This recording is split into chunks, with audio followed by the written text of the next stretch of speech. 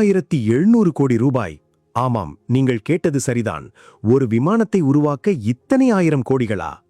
உங்களால் ஒரு கால்பந்து மைதானத்தை விட அகலமான 2 அடுக்குகள் கொண்ட ஒரு பறக்கும் மாளிகையை கற்பனை செய்ய முடிகிறதா? அதுதான் வானத்தின் டைட்டானிக் என்று அழைக்கப்படும் ஏர்பஸ் A380.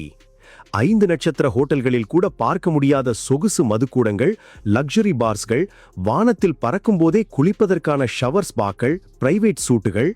ஆனால் இந்த பிரம்மாண்டத்தின் பின்னணியில் இருக்கும் ரகசியங்கள் என்ன தெரியுமா? இந்த விமானத்தில் இருக்கைகள் போடுவதற்கு முன்பே 1 மில்லிமீட்டர் கூட பிசகாமல் செய்யப்பட வேண்டிய ஒரு மிகப்பெரிய வேலை இருக்கிறது.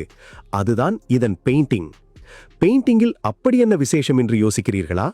இந்த விமானத்திற்கு பெயிண்ட் அடிக்க மட்டுமே 3/4 ஏக்கர் நிலப்பரப்பு, அதாவது சுமார் 38,000 சதுர அடி இடம் தேவைப்படுகிறது.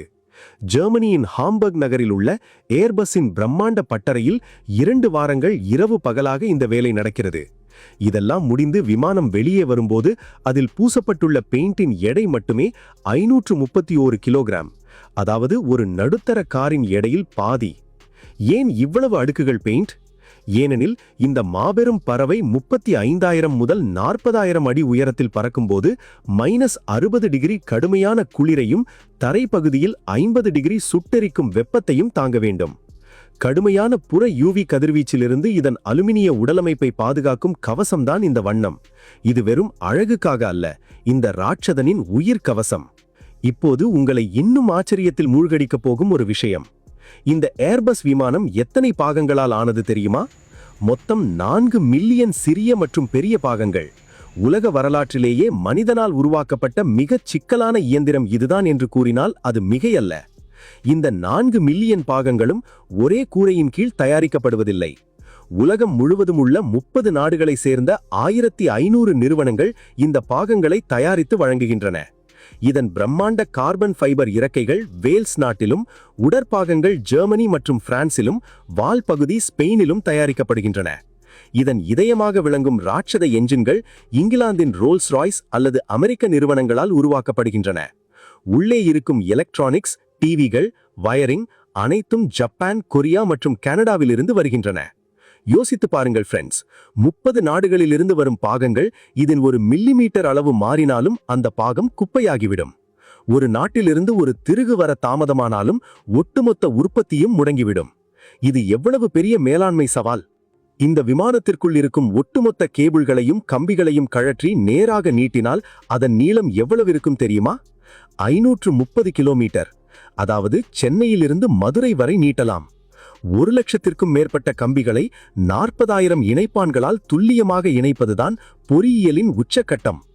உண்மையில் இந்த விமானத்தை உருவாக்குவதை விட இதன் பிரம்மாண்ட பாகங்களை ஐரோப்பாவின் பல்வேறு பகுதிகளிலிருந்து பிரான்சின் டுலூஸ் நகருக்கு கொண்டு வந்து சேர்ப்பதுதான் உலகிலேயே மிகப்பெரிய லாஜிஸ்டிக்ஸ் சாகசமாக இருந்தது. 575 டன் எடையுடன் 4 மாபெரும் என்ஜின்கள் கர்ஜித்தாலும் இந்த ஏர்பஸ் A380 உலகின் மிக அமைதியான பெரிய பயணிகள் விமானம் என்பது உங்களுக்கு தெரியுமா? ஆம், இது அதன் முன்னோடியான போயிங் 747ஐ விட பல மடங்கு சத்தம் குறைவானது.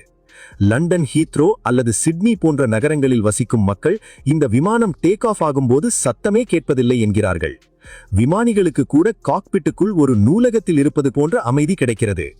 ஆனால் இந்த விமானம் தயாராகி வந்தபோது உலகம் எங்கிலும் உள்ள விமான நிலையங்களுக்கு இது ஒரு மிகப்பெரிய தலைவலியாக மாறியது. ஏன் தெரியுமா? இதன் இறக்கைகளின் நீளம் 261 அடி, அதாவது 79.75 மீட்டர். அதாவது ஒரு சர்வதேச கால்பந்து மைதானத்தின் அகலத்தை விட அதிகம். அன்றைய தேதியில் எந்த ஒரு விமான நிலையத்திலும் இவ்வளவு பெரிய இறக்கைகள் கொண்ட விமானத்தை நிறுத்தவோ இயக்கவோ போதிய இடமில்லை. அனைத்து விமான நிலையங்களும் போயிங் 747க்கு ஏற்பவே கட்டப்பட்டிருந்தன. அது மட்டுமல்ல, 575 டன் எடையை தாங்க இதன் கீழ்ப்பகுதியில் 22 டயர்கள் பொருத்தப்பட்டிருந்தன. இந்த டயர்கள் கொடுக்கும் அழுத்தத்தை தாங்க முடியாமல் பல ஓடுபாதைகள் விரிசல் விட தொடங்கின.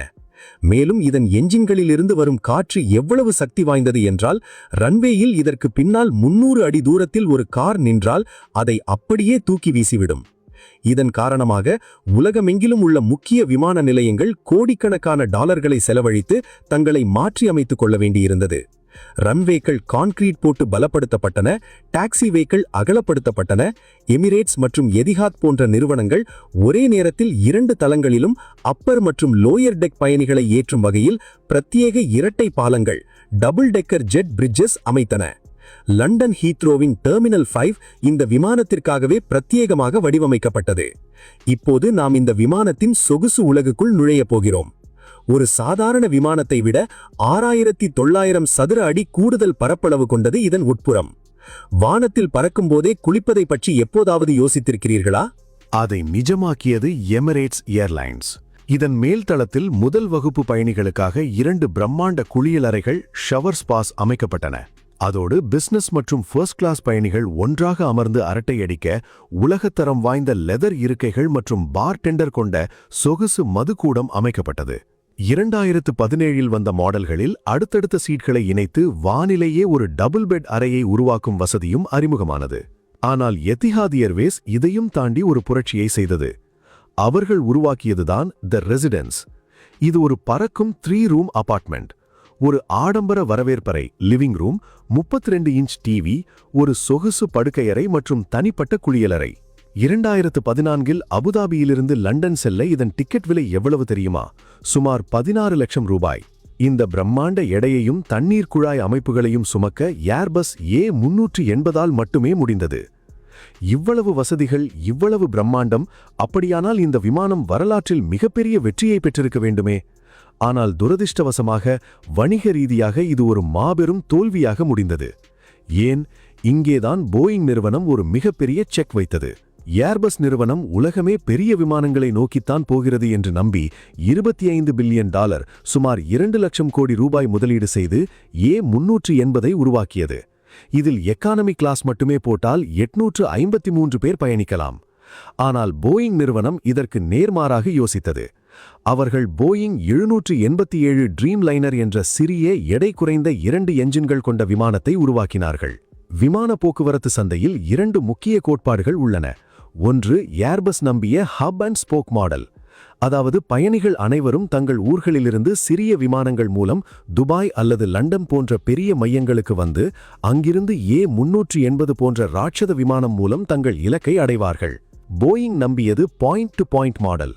அதாவது பயணிகள் எந்த ஒரு இணைப்பு விமானமும் கனெக்டிங் ஃபிளைட் இல்லாமல் நேரடியாக ஒரு சிறிய நகரத்திலிருந்து மற்றொரு சிறிய நகரத்திற்கு பயணிக்க விரும்புவார்கள். போயிங் 787 ட்ரீம் லைனர் 2 என்ஜின்களை கொண்டிருந்ததால் எரிபொருள் செலவு பாதியாக குறைந்தது. மேலும் 500 இருக்கைகளை நிரப்ப போராடுவதை விட 250 இருக்கைகளை கொண்ட போயிங் விமானத்தை மிக எளிதாக நிரப்பி லாபம் பார்க்க முடிந்தது. இதனால் விமான நிறுவனங்கள் A380ஐ கைவிட்டு போயிங் பக்கம் திரும்பின. 4 என்ஜின்கள் கொண்ட A380இன் எரிபொருள் செலவு விண்ணை தொட்டதால் அதை இயக்குவது நஷ்டத்தை ஏற்படுத்தியது. விளைவு, பிப்ரவரி 2019இல் ஏர்பஸ் நிறுவனம் ஒரு அதிர்ச்சிகரமான அறிவிப்பை வெளியிட்டது. A380 விமானங்களின் உற்பத்தி நிரந்தரமாக நிறுத்தப்படுவதாக அறிவித்தது. மொத்தமாக அவர்களால் 251 விமானங்களை மட்டுமே விற்க முடிந்தது. ஏர்பஸ் நிறுவனம் தான் முதலீடு செய்த 2 லட்சம் கோடி ரூபாயை கூட திரும்ப பெற முடியாமல் போனது. பயணிகள் கொண்டாடிய ஒரு மாபெரும் இயந்திரம் பிசினஸ் உலகில் மண்டியிட்டது. 2020இல் கொரோனா பெருந்தொற்று உலகையே உலுக்கிய போது A380இன் கதை முற்றிலும் முடிந்துவிட்டது என்று அனைவரும் எழுதத் தொடங்கினர். ஏர் பிரான்ஸ், லுஃப்தான்சா போன்ற நிறுவனங்கள் இந்த விமானங்களை இனி பயன்படுத்தப் போவதே இல்லை என்று கூறி ஸ்பெயின் மற்றும் அமெரிக்காவின் பாலைவன நிறுத்துமிடங்களில் ஏர்கிராஃப்ட் போன்யார்ட்ஸ் கொண்டு போய் நிறுத்தின. சில விமானங்கள் ஸ்கிராப் செய்யப்பட்டு அதன் பாகங்கள் விற்கப்பட்டன. ஆனால் கதை இதோடு முடியவில்லை. 2022 மற்றும் 2023இல் கொரோனா கட்டுப்பாடுகள் நீக்கப்பட்ட போது யாரும் எதிர்பார்க்காத ஒரு அதிசயம் நடந்தது. தொற்று நோய்க்கு பிறகு உலகளவில் சர்வதேச பயணங்களின் எண்ணிக்கை பழிவாங்கும் சுற்றுலா ரிவெஞ்ச் டிராவல் என்ற பெயரில் வரலாறு காணாத அளவுக்கு எகிரியது. லண்டன், துபாய், நியூயார்க், லண்டன் போன்ற வழித்தடங்களில் டிக்கெட்டுகள் சில நிமிடங்களில் விற்று தீர்ந்தன. போயிங் 787 போன்ற சிறிய விமானங்களால் இந்த அதீத கூட்டத்தை கையாள முடியவில்லை. மேலும் புதிய விதிகளின்படி ரஷ்ய வான்பரப்பை விமான நிறுவனங்கள் தவிர்க்க வேண்டியிருந்ததால் நீண்ட தூர பயணங்களுக்கு அதிக எரிபொருள் தேவைப்பட்டது. அது மட்டுமின்றி புதிய போயிங் 777X மற்றும் பிற புதிய ரக விமானங்களின் வருகை உற்பத்தி கோளாறுகளால் பல ஆண்டுகள் தாமதமானது. இந்த இக்கட்டான சூழ்நிலையில் விமான நிறுவனங்களுக்கு கிடைத்த ஒரே ஆபத்பாந்தவன் பாலைவனத்தில் தூங்கிக் கொண்டிருந்த ஏர்பஸ் A380. ஆம், நாங்கள் இனி A380 தொடவே மாட்டோம் என்று சொன்ன லுஃப்தான்சா, பிரிட்டிஷ் ஏர்வேஸ் போன்ற நிறுவனங்கள் கோடிக்கணக்கான ரூபாய் செலவு செய்து பாலைவனத்தில் இருந்த தங்களின் ராட்சத விமானங்களை மீண்டும் தூசு தட்டி எடுத்து வந்து வான்வெளியில் பறக்கவிட்டுள்ளன. குறிப்பாக எமிரேட்ஸ் நிறுவனம் தனது 100க்கும் மேற்பட்ட A380 விமானங்களை இன்றும் கம்பீரமாக இயக்கி வருகிறது. அவர்கள் இந்த விமானங்கள் 2030, ஏன் 2040 வரை கூட பறக்கும் என்று அதிகாரப்பூர்வமாக அறிவித்துள்ளனர். முடிந்துவிட்டது என்று உலகம் நினைத்த ஒரு காவியம் இன்று வான்வெளியை ஆண்டு கொண்டிருக்கிறது. லாப நட்ட கணக்குகளை தாண்டி மனித பொறியியல் திறனின் உச்சமாக இந்த 575 டன் ராட்சதன் இன்றும் வலம் வருகிறான். உங்களில் எத்தனை பேர் இந்த ஏர்பஸ் A380 விமானத்தில் பயணித்திருக்கிறீர்கள்? உங்கள் சொகுசான அனுபவம் எப்படி இருந்தது என்பதை கீழே கமெண்ட்ஸில் சொல்லுங்கள். இந்த வீடியோ உங்களுக்கு பிடித்திருந்தால் லைக், ஷேர் மற்றும் சப்ஸ்கிரைப் செய்ய மறக்காதீர்கள். அடுத்த ஒரு அதிரடி வீடியோவில் சந்திக்கும் வரை விடைபெறுகிறேன். நன்றி.